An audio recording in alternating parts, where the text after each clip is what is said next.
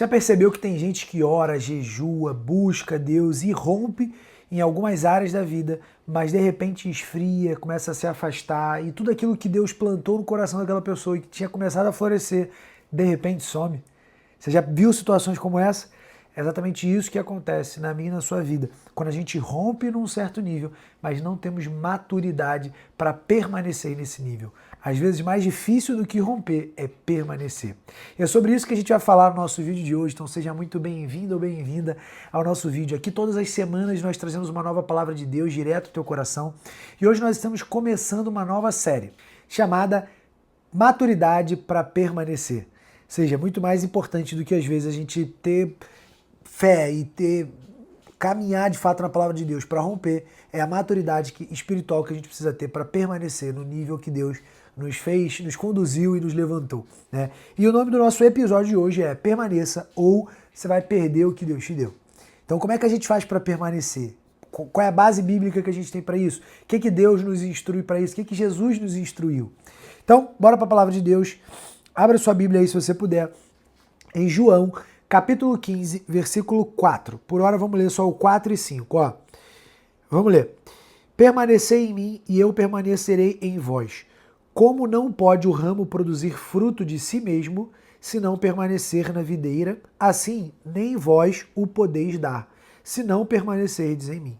Eu sou a videira, vós os ramos. Quem permanece em mim e eu nele, esse dá muito fruto, porque sem mim nada podeis fazer. Essa é a frase de Jesus quando ele está ensinando como é que a gente faz para permanecer em Cristo, para permanecer nas situações, nas vitórias, nos lugares que Deus nos fez romper. Qual é a base para isso? Qual é o alicerce? Permanecer em Cristo. E como é que a gente faz para permanecer em Cristo? A gente precisa estar, primeiro, aliançado com a palavra de Deus, aliançado com uma vida ministerial, com as instruções que Deus já nos deu, em obediência, meditando na palavra de Deus, permanecendo no corpo de Cristo, que é a igreja. Então, tudo isso são bases para que a gente continue, de fato, em Cristo, para que a gente permaneça em Cristo.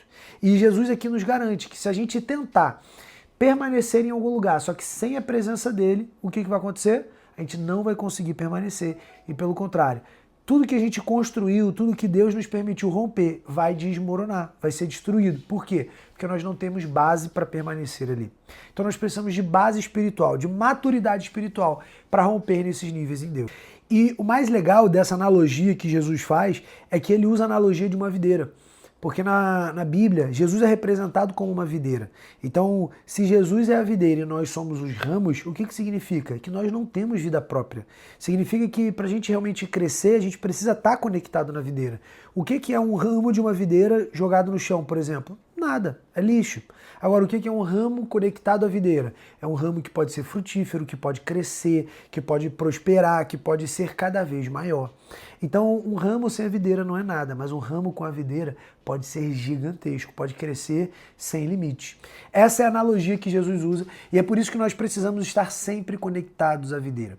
Mas, Vitor, como é que eu faço então para permanecer conectado à videira? O que essa passagem me ensina, além de que eu preciso estar conectado à videira? Vamos lá, ó.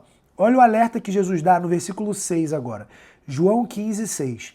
Se alguém não permanecer em mim, será lançado fora como ramo e secará, e os colhem, lançam no fogo e os queimam.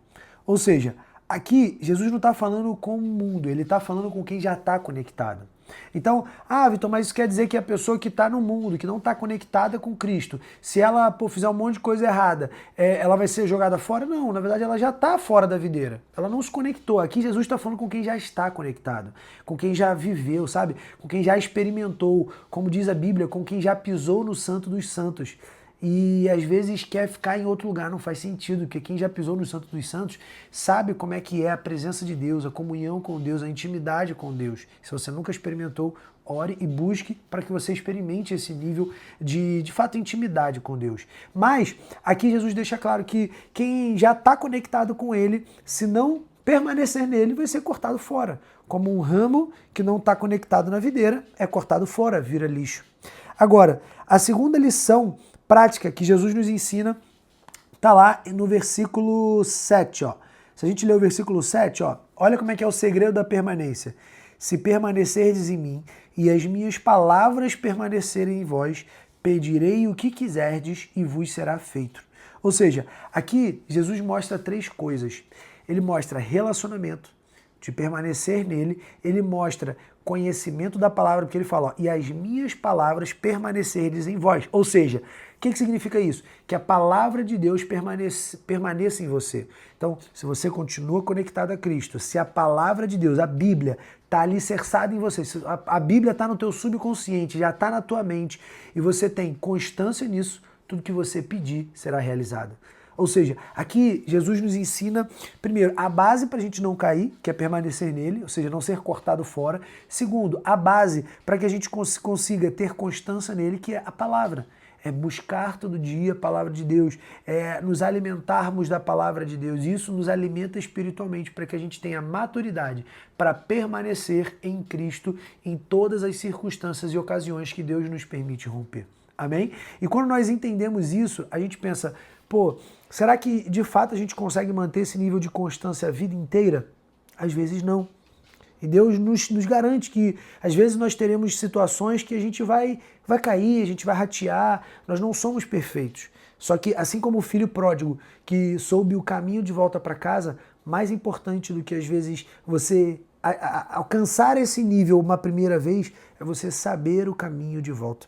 Então, se talvez você algum dia já viveu com Cristo, já experimentou de pisar nos santos dos santos, mas hoje você se sente afastado, você se sente talvez meio desviado da palavra de Deus, você se sente longe como filho pródigo, saiba, Deus está de braços abertos.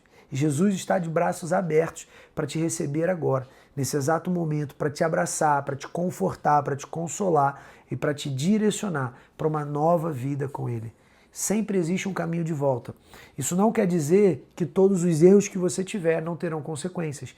Terão sim consequências. Como Davi, que pecou, errou, mas soube voltar para casa. Mas isso não quer dizer que ele não teve consequências. Os erros dele geraram consequências na vida dele.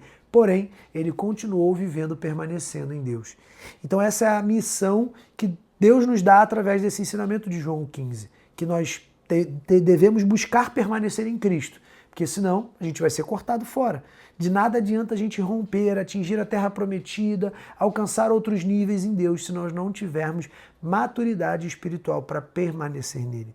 Então, muito mais importante do que alcançar é permanecer. Amém?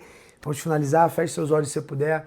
Senhor, muito obrigado, Pai, pela Tua palavra, que é viva e eficaz, divide alma e espírito, espinha e medula. Senhor, nos dá discernimento, Pai, para não apenas alcançar esse nível de intimidade e maturidade de uma vez, mas para permanecermos em maturidade. De nada adianta, Pai, nos tornarmos adultos espirituais se nós tivermos relapsos de crianças espirituais, Pai.